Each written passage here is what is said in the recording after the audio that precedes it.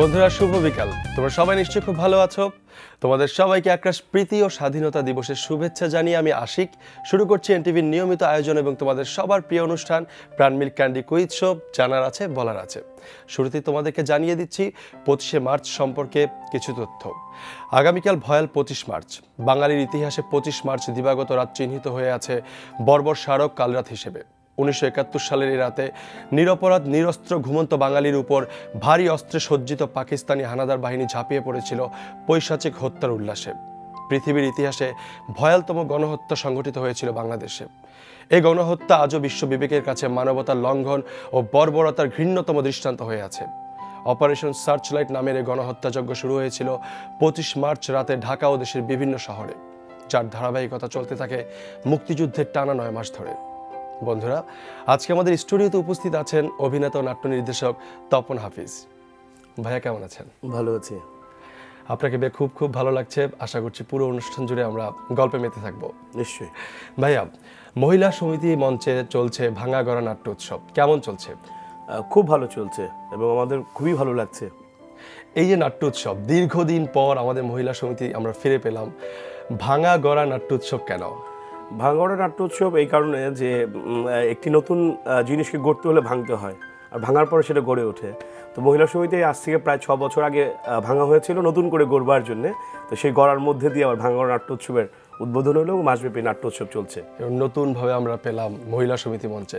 তো নিশ্চয়ই উদ্বোধনী অনুষ্ঠানটি অনেক বেশি জাঁকজমকপূর্ণ ছিল এবং অনেকের সমাগম ছিল সেখানে। কেমন ছিল? সমস্ত থিয়েটারের মানুষ, নাট্যজন, নাট্যবোদ্ধারা উপস্থিত ছিলেন। বিশেষ করে আমাদের নাটকের মানুষ মাননীয় সংস্কৃতি মন্ত্রী আসাদুজ্জামান নূর উপস্থিত ছিলেন, মামুনুর রশিদ, রামেন্দ্র মজুমদার, নাসিরুদ্দিন হোসেন বাচ্চু, গোলাম কুদ্দুস, লিয়াকতের লাকি, অনেক নাট্যবোদ্ধারা ওখানে উপস্থিত ছিলেন এবং প্রত্যেকে আনন্দিত এবং উচ্ছ্বসিত যে আমাদের মহিলা সমিতিকে আমরা আবার ফিরে পেরেছি আমাদের এই উৎসবের মধ্য দিয়ে। মানে পুরো দিনটাই মানে নাটক, থিয়েটারের অভিনেতা, মানে সহকর্মী যেটা আমরা বলবো যে সবাই ছিল এখানে। একেবারেই তাই। উৎসবটি শুরু হয়েছিল কত তারিখ থেকে এবং শেষ হবে কত তারিখ? উৎসবটি শুরু হয়েছিল 29শে ফেব্রুয়ারি, ওই দিন থেকে শুরু হয়েছিল এবং আমাদের 31শে মার্চ পর্যন্ত উৎসবটি ছিল। সেটি আবার একদিন বাড়িয়ে 1 এপ্রিল পর্যন্ত আমাদের উৎসবটি শেষ হবে। তো উৎসবের প্রত্যেকটি উৎসব, নাট্য উৎসবের একটা উদ্দেশ্য বা লক্ষ্য থাকে। আমাদের এই ভাঙাগড়া নাট্য উৎসবের উদ্দেশ্য ও লক্ষ্য কি? আসলে উদ্দেশ্য লক্ষ্য বলতে বাংলাদেশ গ্রুপ থিয়েটার ফেডারেশন এটা আয়োজন করেছে। এর মূল উদ্দেশ্য বা লক্ষ্য ফেডারেশনের কেউ বললে নিশ্চয়ই কর্ণধার যারা আছে বা দায়িত্ব আছে তারা বলতে পারবে। আমার অনুভূতি থেকে আমার বলার এইটুকু উচিত যে এর উদ্দেশ্য এবং লক্ষ্য একটাই হতে পারে যে মহিলা সমিতি আমাদের প্রাণের জায়গা, আমাদের নিজের জায়গা, ওই জায়গাকে নতুন করে মানুষকে আবার পরিচিত করে দেওয়ার জন্য আমাদের এই আয়োজন। তো ওই যে ফেডারেশন উৎসবটি আয়োজন করেছে, একজন নাট্যকর্মী এবং নির্দেশক হিসেবে, একজন অভিনেতা হিসেবে আপনি কিভাবে দেখছেন এই নাট্য উৎসবটিকে? আমি খুবই কি বলে যে সুস্পষ্টভাবে এবং খুব লক্ষণীয়ভাবে দেখছি যে এই উৎসবটি আমাদের ঢাকার নাট্যাঙ্গনে আমাদের নাটক স্মরণীয় যে সবচেয়ে প্রাণের জায়গা বাংলাদেশ মহিলা সমিতি মঞ্চ, সেইটিকে আবার মানুষের কাছে অনেক বেশি পরিচিত করে তুলবে। আচ্ছা, তো উৎসবে তো দীর্ঘদিন ধরে চলবে আরো কিছুদিন। প্রতিদিন ওইখানে কয়টি নাটক মঞ্চস্থ হচ্ছে? প্রতিদিন একটি করে নাটক মঞ্চস্থ হচ্ছে আগের নিয়মের মতো করেই। প্রতিদিন সন্ধ্যায় যেমন একটি করে নাটক প্রদর্শনী হতো এবং উৎসব তাই হয়। সাধারণত একটি নাটকের একটি প্রদর্শনী হয়ে থাকে। সেই অনুপাতে 31 দিনে 31টি নাটকের দল 31টি নাটকের প্রযোজনা করছে এই উৎসবের মধ্য দিয়ে।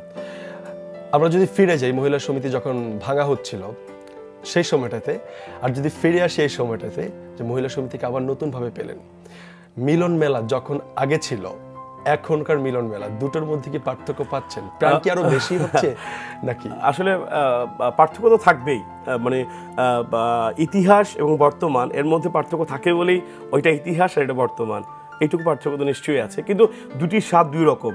ইতিহাসের স্বাদ একরকম থাকে মানুষের কাছে, আর বর্তমানের স্বাদ থাকে একরকম।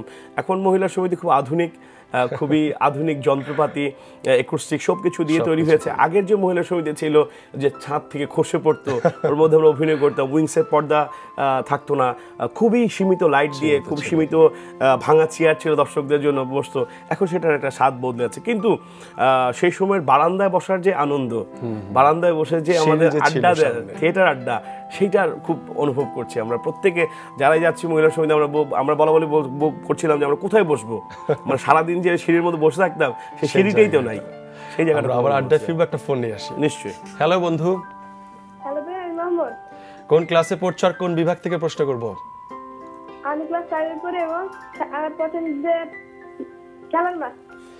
খেলার মাঠ থেকে প্রশ্ন করব তোমার জন্য। তোমার জন্য প্রথম প্রশ্ন, পরবর্তী টি-20 বিশ্বকাপ কোন সালে অনুষ্ঠিত হবে? অপশন ক 2018 সালে, অপশন খ 2020 সালে, অপশন গ 2022 সালে। অপশন ক 2018 সালে। তুমি অপশন ক 2018 সালে বলেছো, উত্তরটি নিলাম, কিন্তু ভাইয়া উত্তরটি ভুল। সঠিক উত্তর হচ্ছে অপশন খ 2020 সালে। ভাইয়া আরেকটি ফোন নিয়ে আসি।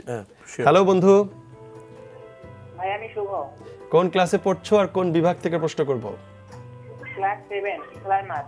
খেলার মাঠ থেকে প্রশ্ন করব। শুভ, তোমার জন্য প্রথম প্রশ্ন, ইংল্যান্ড কোন সালে টি-20 বিশ্বকাপ শিরোপা জিতেছিল? অপশন ক 2010 সালে, অপশন খ 2009 সালে, অপশন গ 2012 সালে।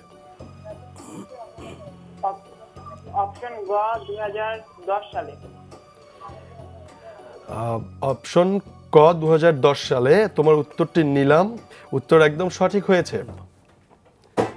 তুমি পেয়ে গেলে 500 টাকা সমমূল্যের বই। যাচ্ছি পরবর্তী প্রশ্নে। বিখ্যাত ক্রিকেটার স্যার ডন ব্র্যাডম্যান কোথায় জন্মগ্রহণ করেন? অপশন ক অস্ট্রেলিয়া, অপশন খ ইংল্যান্ড, অপশন গ দক্ষিণ আফ্রিকা। অপশন ক অস্ট্রেলিয়া। অপশন ক অস্ট্রেলিয়া, উত্তরটি নিলাম, তোমার এই উত্তরটিও একদম সঠিক। 27 আগস্ট 1908 নিউ সাউথ ওয়েলসে জন্মগ্রহণ করেন। তুমি পেয়ে গেলে আরো 500 টাকা সমমূল্যের বই। আমরা কি তৃতীয় প্রশ্নে যাব? হ্যাঁ যাব। খেলার নিয়মটি জানো? জি জানি। ওকে, তোমার জন্য তৃতীয় প্রশ্ন, 2015 সালে টেস্টে সবচেয়ে বেশি উইকেট পেয়েছেন কোন বোলার?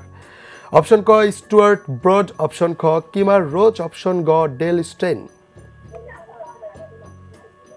অপশন খ কিমার রোচ।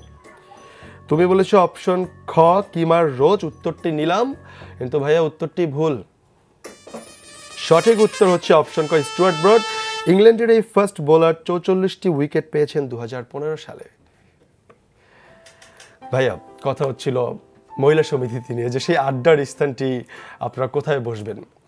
মিলন মেলা তো সেই আগের মতোই আছে, আরও নাট্যকর্মী বেড়েছে, পুরনো যারা আছে তাদের হাত ধরে নতুন নতুন নাট্যকর্মী এসেছে, তাদের আগ্রহটা কেমন? এখনকার নাট্যকর্মীদের মধ্যে আগ্রহটা একটু ব্যতিক্রম হচ্ছে এই অর্থে যে আমি জানি না, অনেকেই হয়তো আমার সঙ্গে দ্বিমত হবে, একমত হবেন না। আমার অনুভূতি, যেহেতু আমাকে নিজেকেও একটি সংগঠনের নেতৃত্ব দিতে হয়, আমাদের একটি নাটকের দল আছে, তো আমার অনুভূতি হচ্ছে এরকম এখনকার যে নাট্যবন্ধুরা আমাদের সঙ্গে সংযুক্ত হচ্ছে তাদের পেশেন্সটা খুবই কম। আচ্ছা, আমরা যেমন এসছি শুধুমাত্রই থিয়েটারটা করবো বলে এসছিলাম, থিয়েটার করব, অভিনয় শিল্প হব, পরিশীলিত হব, নিজেকে আবিষ্কার করব নতুন নতুন ভাবে। এখনকার নাট্যবন্ধুদের মধ্যে এক ধরনের খুব সামান্য মানে অতিমাত্রা একটি লক্ষ্য থাকে, যেটি খুব অল্প সময়ের মধ্যে কি করে সেটাকে অর্জন করা যায়। ওইটা আমার কাছে মনে হয় যে এখনকার নাট্যবন্ধুদের মধ্যে একটু ব্যতিক্রম, এটা বোধহয় থাকা ঠিক নয়। ভাইয়া আরো কথা শুনবো আপনার কাছ থেকে এবং অনেক কিছু জানার আছে।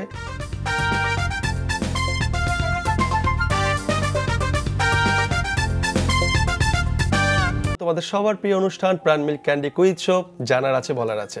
আমাদের সাথে ছিলেন এবং আছেন অভিনেতা ও নাট্য নির্দেশক তপন হাফিজ। ভাইয়া কথা হচ্ছিল আপনার দল নাট্যতীর্থ নিয়ে। তো আমাদের এই ভাঙাগড়া নাট্য উৎসবে তো নাট্যতীর্থ একটি নাটক মঞ্চস্থ করেছিল, সেই নাটকটির নাম কি? আমরা রবীন্দ্রনাথের কঙ্কাল নাটকটি উপস্থাপন করেছি উৎসবে। আচ্ছা আচ্ছা, এত নাটক থাকতে মানে রবীন্দ্রনাথ ঠাকুরের কঙ্কাল নাটকটি কেন এই উৎসবে মঞ্চস্থ করলেন? এই কি কোনো বিশেষ কোনো কারণ আছে? বিশেষ কোনো কারণ নেই। আসলে একটি উৎসব যখন হয় সাধারণত সমস্ত দলগুলোরই নতুন প্রযোজনাগুলো ওখানে আহ্বান করা হয়, নতুন প্রযোজনাগুলো করবার জন্য। তো নাট্যতীর্থের সর্বশেষ নতুন প্রযোজনা হচ্ছে রবীন্দ্রনাথের কঙ্কাল। আমরা যদি এই নাটকটার সম্পর্কে একটু বিস্তারিত জানতে চাই, দর্শকরা যদি উদ্দেশ্যে বলেন যে নাটকটির কস্টিউম ডিজাইন, মিউজিক সব কিছু সম্পর্কে একটু বললে খুশি হব। এই নাটকটি নাট্যতীর্থের সর্বশেষ নতুন প্রযোজনা। রবীন্দ্রনাথের মূল গল্প কঙ্কাল, এই নাট্যরূপ দিয়েছেন আমাদের দলের অন্যতম সদস্য রবিউল আলম। নির্দেশনা দায়িত্ব আমি পালন করেছি এবং এর কস্টিউম করেছে আমাদের অত্যন্ত প্রিয় নাট্যবন্ধু ডক্টর আইরিন পারভিন লোপা। এই নাটকের মঞ্চ পরিকল্পনা এবং আলোক পরিকল্পনা করেছে আমাদের অত্যন্ত প্রিয় নাট্যবন্ধু ফয়েজ জহির। হ্যাঁ, এবং এর আবহ সঙ্গীত মিউজিক করেছে আমাদের আরেকটি নাট্যবন্ধু, প্রিয় নাট্যবন্ধু পরিমল মজুমদার। এই নাটকের এই সার্বিক বেশ। এই নাটকটি এ পর্যন্ত মানে কতবার মঞ্চস্থ হয়েছে? এ পর্যন্ত আমাদের 18 বার মঞ্চস্থ হয়েছে। 18তম প্রদর্শনী আমরা ভাঙ্গর নাট্য উৎসবে করেছি। শুধু কি ঢাকার ভিতরেই হয়েছিল? না না, আমরা কঙ্কাল ঢাকার বাইরে চট্টগ্রামে নান্দিমুখের একটি উৎসব হয়েছে এবার গত বছর 1 ডিসেম্বর আমরা ওখানে করেছি। 25তম জয়ন্তী উৎসবে ওরা আন্তর্জাতিক নাট্য উৎসব করেছিল নান্দিমুখ, সেখানে আমরা কঙ্কাল করেছি। আবার সিলেটে আমাদের 9 ডিসেম্বর আমরা সিলেটের উৎসবে আবার কঙ্কালের প্রদর্শনী করেছি। যে কঙ্কাল নাটকটি আপনারা মঞ্চস্থ করলেন মহিলা সমিতির মঞ্চে, দীর্ঘদিন পর এই মঞ্চে মঞ্চস্থ করলেন, দর্শকদের প্রতিক্রিয়া কেমন ছিল? দর্শকদের একটু ঘাটতি এখনো আছে, শুধু মহিলা সমিতি নয়, সামগ্রিকভাবে থিয়েটার অঙ্গনে একটু দর্শকের ঘাটতি আছে। তার বিভিন্ন সঙ্গত কারণ রয়েছে। তার একটি প্রধান সঙ্গত কারণ হচ্ছে আমাদের ট্রাফিক জ্যাম। আমাদের ট্রাফিক জ্যাম এতটা প্রকট হয়েছে যে একজন মানুষ যদি কোনো কারণে উত্তরা থেকে শিল্পকলা বা মহিলা সমিতি এসে নাটকটা দেখতে চায়, তাকে একেবারে সর্বনিম্ন হাতে 3 ঘন্টা নিয়ে বের হতে হয় এবং নাটক দেখার পর আবার 3 ঘন্টা পর তাকে বাড়ি ফিরতে হবে। তো 6 ঘন্টা একটি মানুষ রাস্তায় এবং 1.5 ঘন্টায় মঞ্চে, এই 7.5 ঘন্টা বোধ হয় না কোনো স্বাভাবিক জীবনে এখন আর উদ্বৃত্ত আছে সেটি আমরা নাটক দেখার জন্য ব্যবহার করতে হবে। এটি একটি প্রধান সংকট। দ্বিতীয় সংকট হচ্ছে যে স্যাটেলাইটের একটি প্রভাব তো আছেই। এখন প্রতি বছর আমাদের নতুন নতুন চ্যানেল আসছে, আমাদের নাট্যকর্মী প্রায় সবাই এই টেলিভিশনের দিকে একটু ঝুঁকে পড়ছে, তাতে করে নাট্যকর্মীরও সংকট রয়েছে। তো আপনি নিজে নাটক নির্দেশনা দিচ্ছেন, পাশাপাশি অভিনয় করছেন, দুটো জিনিস একসাথে কিভাবে মেনে চলে? এইটা একটি কি বল অভিমানের কথা, দুঃখের কথা, আবার অনেক আনন্দের কথা। তার একটি উদাহরণ হচ্ছে যে আমরা আমাদের দ্বীপ নাটকটি নিয়ে যখন আমি দিল্লির আন্তর্জাতিক ফেস্টিভ্যালে গিয়েছিলাম, তো ওইখানে ইন্টারন্যাশনাল ফেস্টিভ্যাল যারা আয়োজক, ওরা আমাদেরকে ট্রেন স্টেশনে রিসিভ করার জন্য দাঁড়িয়ে আছে। তো দাঁড়িয়ে থাকার পর যখন আমরা নামার পরে ওরা সবাইকে দেখছে, দলপ্রধানকে খুঁজে পাচ্ছে না। কারণ আমি খুব সিম্পলি এরকম টি শার্ট জিন্স প্যান্ট পরে স্লিপার পরে ট্রেন থেকে নেমেছি। ওদের ধারণা যে একটা দলের প্রধান বা একটি ডিরেক্টরের বয়স সর্বনিম্ন 50 হবে, অন্তত মাথায় অর্ধেক চুল সাদা থাকবে, একটু নুজ্জু হয়ে যাবে, দুর্বল থাকবে। তো তার মধ্যে দিয়ে ওরা খুঁজে বেড়াচ্ছে, হ্যাঁ গুরু গম্ভীর একটা ব্যাপার।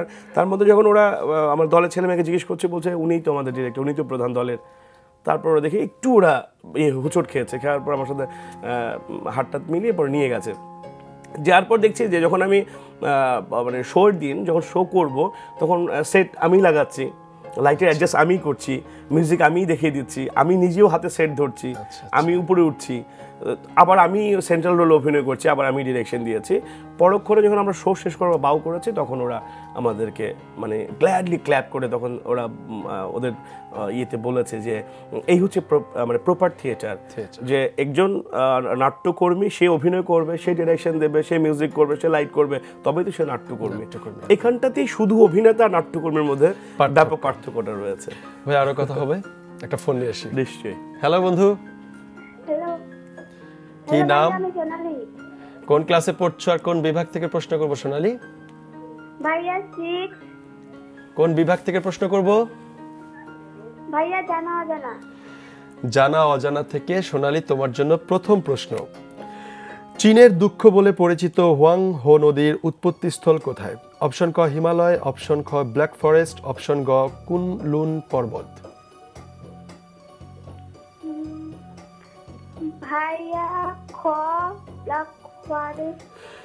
তুমি বলেছো অপশন খ ব্ল্যাক ফরেস্ট, তোমার উত্তরটি নিলাম, কিন্তু ভাইয়া উত্তরটি ভুল। সঠিক উত্তর হচ্ছে অপশন গ কুনলুন পর্বত। ভাইয়া আরো একটি ফোন নিয়ে নিই। হ্যালো বন্ধু, হ্যালো, কি নাম? ভাইয়া তিশা। ঈশা, কোন ক্লাসে পড়ছো আর কোন বিভাগ থেকে প্রশ্ন করব? ক্লাস 8। আর হচ্ছে ভাইয়া জীব জগৎ। জীব জগৎ থেকে প্রশ্ন করব তোমার জন্য। উপরে আছে। দিশা, তোমার জন্য জীবজগৎ থেকে প্রথম প্রশ্ন। সেমি বারবুলা কোন ধরনের উদ্ভিদ? অপশন ক হ্যাপ্লয়েড, অপশন গ ডিপ্লয়েড, অপশন গ ট্রিপ্লয়েড।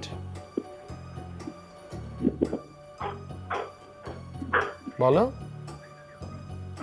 ভাইয়া অপশন খ ডিপ্লয়েড। তুমি বলেছো অপশন খ ডিপ্লয়েড। তোমার উত্তরটি নিলাম, কিন্তু ভাইয়া উত্তরটি ভুল। সঠিক উত্তর হচ্ছে অপশন ক হ্যাপ্লয়েড।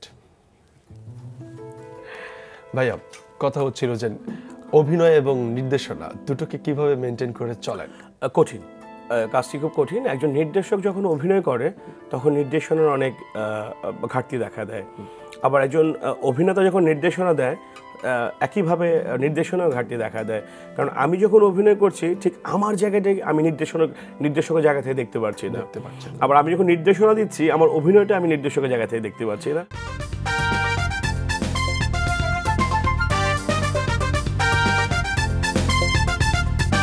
আমাদের সবার প্রিয় অনুষ্ঠান প্রাণ মিল্ক ক্যান্ডি কুইজ শো, জানার আছে বলার আছে, সাথে নিয়ে তোমাদের জন্য ছবির গ্যালারি। দেখে নেই কে আছে আমাদের সাথে ছবির গ্যালারি খেলার জন্য।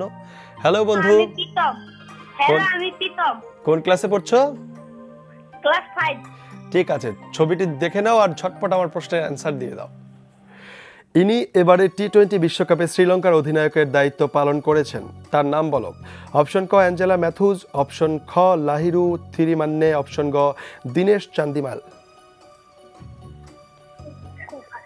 ক অ্যাঞ্জেলা ম্যাথুজ। তুমি বলেছো অপশন ক অ্যাঞ্জেলা ম্যাথুজ। তোমার উত্তরটি নিলাম, উত্তর একদম সঠিক হয়েছে। তুমি পেয়ে গেলে 500 টাকা সমমূল্যের বই। যাচ্ছি দ্বিতীয় প্রশ্নে। নিউজিল্যান্ডের এই নারী ক্রিকেটারের নাম বলো। অপশন ক ব্যান্ডিলা ক্লার্ক, অপশন খ সুজি বেটস, অপশন গ স্টেফানি টেলর। অপশন ক ব্যান্ডিলা ক্লার্ক। তুমি বলেছো অপশন ক ব্যান্ডিলা ক্লার্ক। তোমার উত্তরটি নিলাম, ভাইয়া এই উত্তরটি ভুল। সঠিক উত্তর হচ্ছে অপশন খ সুজি বেটস। ভাইয়া আবার ফিরলাম আপনার কাছে। নাট্যতীর্থ এ পর্যন্ত কতগুলো প্রযোজনা করেছে? নাট্যতীর্থ এই পর্যন্ত 11টি প্রযোজনা করেছে। 11টি প্রযোজনা। আমরা কি শুনতে পারি প্রযোজনাগুলো? নিশ্চয়ই। নাট্যতীর্থের জন্ম হয়েছে 2004 সালের 1 ডিসেম্বর। এবছর 1 যুগ চলছে। আমরা এবছর 1 যুগ পূর্তি নাট্য উৎসব করব এবং ভালো লাগার বিষয় হচ্ছে আমাদের যুগ পূর্তি 1 ডিসেম্বর আমরা এবার পালন করেছি নান্দিমুখের আন্তর্জাতিক নাট্য উৎসবে। 1 ডিসেম্বর আমাদের ওখানে শো ছিল কঙ্কালের, আমরা ওইখানে সেলিব্রেট করেছি আমাদের 1 যুগকে বরণ করে নেয়ার। আর আমরা 2004 সাল থেকে প্রথম থেকে 11টি প্রযোজনা রয়েছে। আমরা নাট্যতীর্থ এবং আমি ব্যক্তিগতভাবে আমরা একটু ব্যতিক্রম কাজ খুব পছন্দ করি। তার মধ্যে আমরা আমাদের প্রথম প্রোডাকশন হচ্ছে ময়মনসিংহ লোকগাথার কমলা সুন্দরী। কমলা সুন্দরীর পালা, হ্যাঁ সেটা আমরা করেছি। এরপরে করেছি আমরা ঋষি সম্প্রদায় নিয়ে একটি কাজ করেছি। আমরা যদি কমলা সুন্দরীতে একটু চলে যাই, ওই নাটকটি নির্দেশনা কে দিয়েছে? আমার নির্দেশনা ছিল, ওটার কস্টিউম করেছিল আমাদের প্রিয় নাট্যবন্ধু খায়রুজ্জাহান মিতু এবং লাইট এবং সেট করেছিল আমিনুর রহমান আজম। আচ্ছা, হ্যাঁ, আর মিউজিক করেছিল আমাদের তখন শিল্পকলার সঙ্গীত বিভাগের পরিচালক ছিলেন এনাতে মাওলা জিন্না ভাই। এই নাটকটি নিশ্চয়ই মিউজিকের অনেক একেবারে ফোক প্রোডাকশন, আমাদের লোকজ ময়মনসিংহ লোকগাথা। আচ্ছা, ওই নাটকটার প্রেক্ষাপট সম্পর্কে যদি একটু জানতে চাই। প্রেক্ষাপট হচ্ছে যে ময়মনসিংহ লোকগাথার কমলা সুন্দরী হচ্ছে একেবারে সরল একটি প্রেমের গল্প। আমরা ছোটবেলায় যেমন রূপকথার গল্প শুনতাম, রাজা রানীর গল্প শুনতাম, একেবারে তাই রাজকুমার এবং একটি সাধারণ মেয়ের সরল প্রেমের গল্প, সেটা দি কমলা সুন্দরী। আচ্ছা, কতটি প্রযোজনা মানে শো করেছি আমরা এই পর্যন্ত কমলা সুন্দরীর 57টি প্রদর্শনী করে শেষ করেছি। অনেক তো বটেই, থিয়েটারের জন্য অনেক।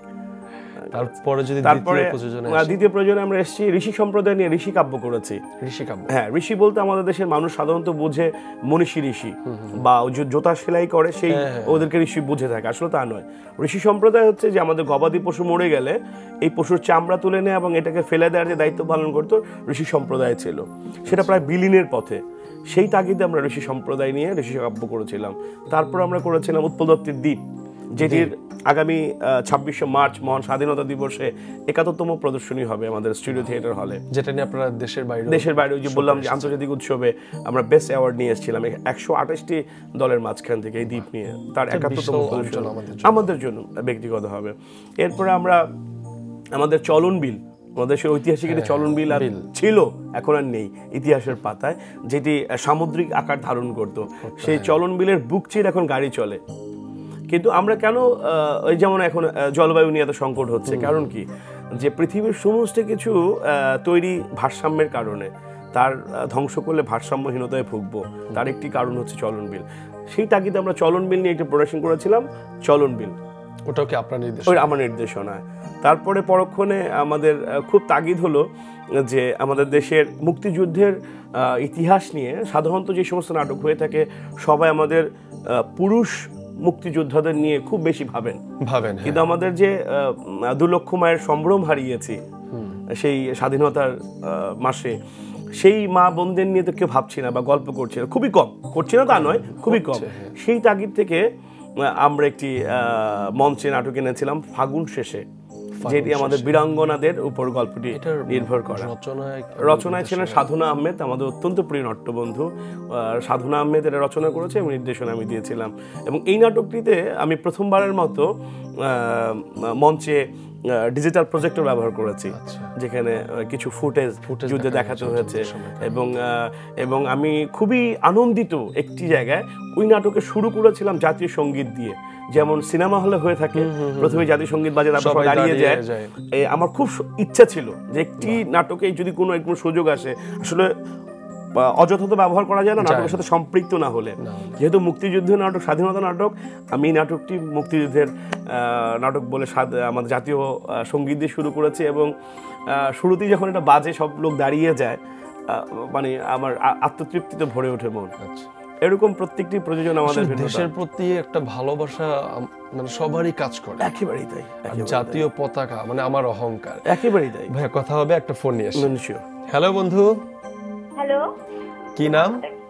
হ্যালো, সেতু বলছি। সেতু কোন ক্লাসে পড়ছো আর কোন বিভাগ থেকে প্রশ্ন করব?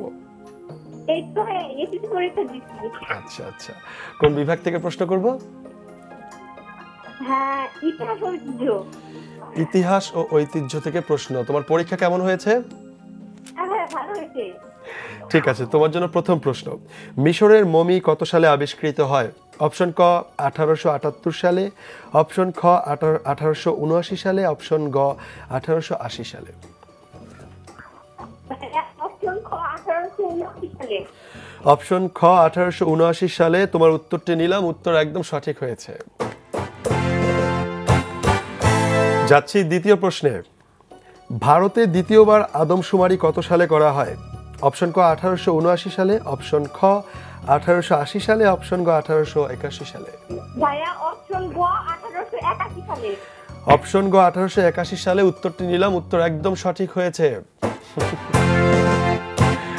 তুমি পেয়ে গেলে 500 1000 টাকা সমমূল্যের বই। আমরা কি তৃতীয় প্রশ্নে যাব? না ভাই, আজ যাব না। অনেক অনেক অভিনন্দন, তোমার শুভকামনা রইল রেজাল্টের জন্য।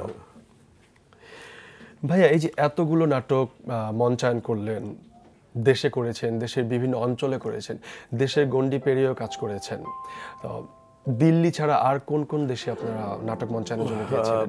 আসলে আমাদের দেশের নাটকগুলো সাধারণত ভারত কেন্দ্রিক উৎসবেই আমরা বেশি যেয়ে থাকি। এছাড়াও আমরা যাই অন্যান্য দেশে, কিন্তু তার সুযোগ খুব কম থাকে। তার কারণ হচ্ছে কি, যে থিয়েটার ফেস্টিভ্যালে অংশগ্রহণ করা একটা বড় সংকট হচ্ছে অর্থ। অন্যান্য দেশগুলোতে যেমন কোনো নাটকের দল যদি অন্য দেশে থিয়েটার ফেস্টিভ্যালে অংশগ্রহণ করতে চায়, তখন সরকার তার পুরো অর্থটা যোগান দিয়ে থাকে।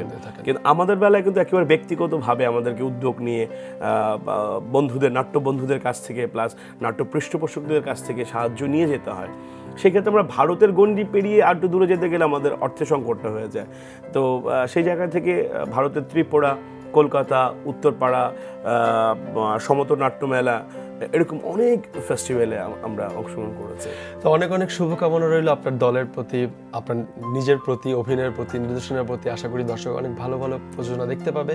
ভালো থাকবেন, অনেক অনেক ধন্যবাদ। নিশ্চয়ই, আপনারা ভালো থাকবেন। সকলকে ধন্যবাদ এনটিভি সকল কলাকৌশলীকে আমাকে আমন্ত্রণ দেওয়ার জন্য। আমি খুবই আনন্দিত। আপনারা মঞ্চে নাটক দেখুন, আমাদেরকে উৎসাহিত করুন। আগামী 26শে মার্চ স্টুডিও থিয়েটার হলে বাংলাদেশ শিল্পকলা একাডেমিতে নাট্যতীর্থে দ্বীপের প্রদর্শনী রয়েছে। আপনারা এলে আমরা খুশি হব। ধন্যবাদ। বন্ধুরা, তোমাদের জন্য একটি বিশেষ ঘোষণা। আগামী পর্ব থেকে বুদ্ধির খেলার পরিবর্তে বইয়ের মানুষেরা বিভাগ থাকছে।